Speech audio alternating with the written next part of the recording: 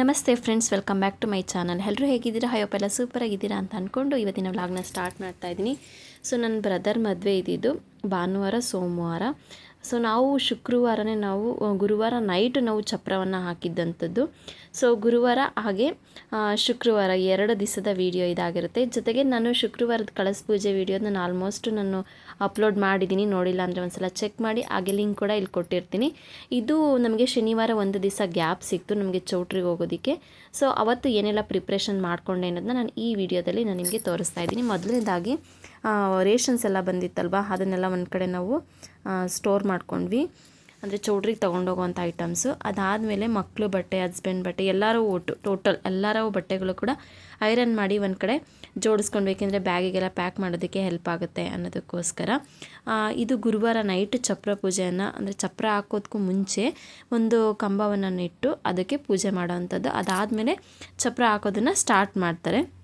ಹಾಗಾಗಿ ಮೊದಲನೇ ಒಂದು ಕಂಬ ನಿಲ್ಲಿಸಿರ್ತಾರಲ್ವ, ಅದನ್ನು ನನ್ನ ಬ್ರದರು ಪೂಜೆ ಮಾಡ್ತಾಯಿದ್ದಾರೆ. ಸೊ ಇದಕ್ಕೆ ಏನಂತಂದರೆ ಬಕೆಟಿಗೆ ಸ್ವಲ್ಪ ಮರಳನ್ನು ತುಂಬಿಸಿ ಇಟ್ಟು ಆಮೇಲೆ ಈ ಥರ ಒಂದು ಕಡ್ಡಿ ಇಟ್ಟು ಚಪ್ರ ಹಾಕುವಂಥದ್ದು. ನಮಗೆ ಹಾಕೋಕ್ಕೆ ಏನಾದರೂ ವ್ಯವಸ್ಥೆ ಇದೆ ಅಂತಂದರೆ ಆರಾಮಾಗಿ ಹಾಕ್ಬೋದು, ಬಟ್ ನಮ್ಮನೆ ಹತ್ರ ಅಷ್ಟು ಜಾಗ ಇರಲಿಲ್ವಲ್ಲ, ಅದಕ್ಕೋಸ್ಕರ ಈ ರೀತಿ ಮಾಡಿದರು.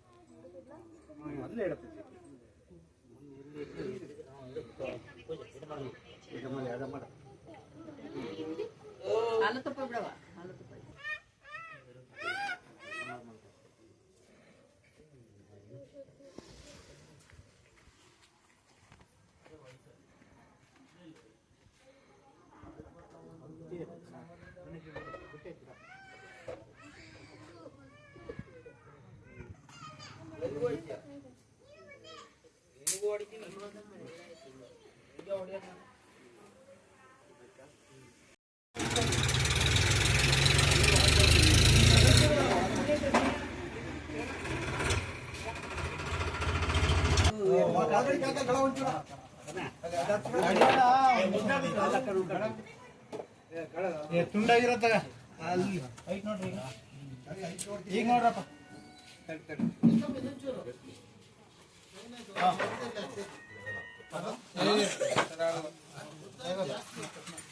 ನೋಡು,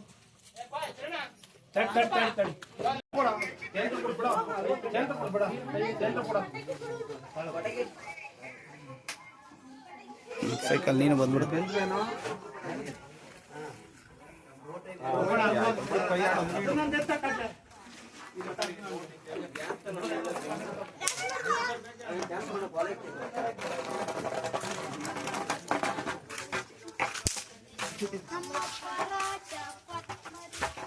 कारण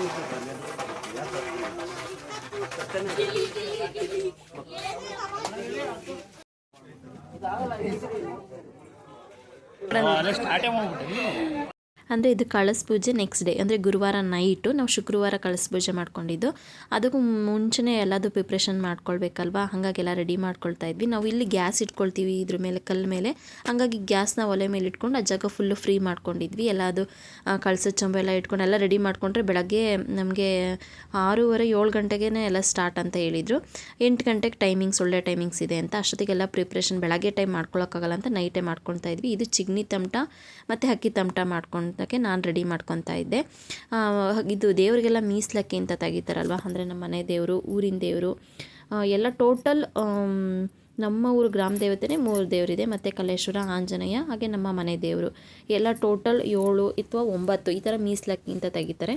ಏನಂದರೆ ಒಂದು ಕವರಿಗೆ ಅಕ್ಕಿ, ಅದಕ್ಕೆ ಎಲೆ ಅಡಿಕೆ, ಬಾಳೆಹಣ್ಣು, ಕೆಲವೊಬ್ಬರು ಬೇಳೆ ಹಾಕ್ತಾರೆ, ತೊಗರಿ ಬೇಳೆ, ಬೆಲ್ಲದ ಹಚ್ಚು, ಜೊತೆಗೆ 11 ರೂಪಾಯಿ ಕಾಯಿನ ಹಾಕ್ತಾರೆ. ಹಾಗೆ ಒಂದು ಹುರುಳಿ ಕಾಳು ಹಪ್ಪಳ ಇಷ್ಟನ್ನು ಹಾಕಿ ರೆಡಿ ಮಾಡಿ ಇಟ್ಕೊಳ್ಳೋವಂಥದ್ದು. ಇದು ದೇವಸ್ಥಾನಕ್ಕೆ ಹೋಗೋಂಥ ಟೈಮಲ್ಲಿ ಇದನ್ನು ಕೊಡಬೇಕು. ಇದನ್ನು ಮೀಸಲಾಕ್ಕಿ ಅಂತ ಕರೀತಾರೆ. ಇದನ್ನು ಒಂದು ಕಡೆ ರೆಡಿ ಮಾಡಿ ಇಟ್ಕೊಂಡ್ವಿ. ಫಸ್ಟು ನಾವು ದೇವಸ್ಥಾನಕ್ಕೆ ಮದುವೆಗೆ ಚೌಟ್ರಿಗೆ ಹೋಗೋದಕ್ಕೂ ಮುಂಚೆನಾದರೂ ಕೊಡ್ಬೋದು, ಇಲ್ಲಾಂದರೆ ಮದುವೆ ಮುಗಿಸ್ಕೊಂಡು ಬಂದಮೇಲಾದರೂ ಕೊಡ್ಬೋದು. ಅವ್ರವ್ರ ಇಷ್ಟ, ಅವ್ರ ಅನುಕೂಲಕ್ಕೆ ತಕ್ಕನಂತೆ.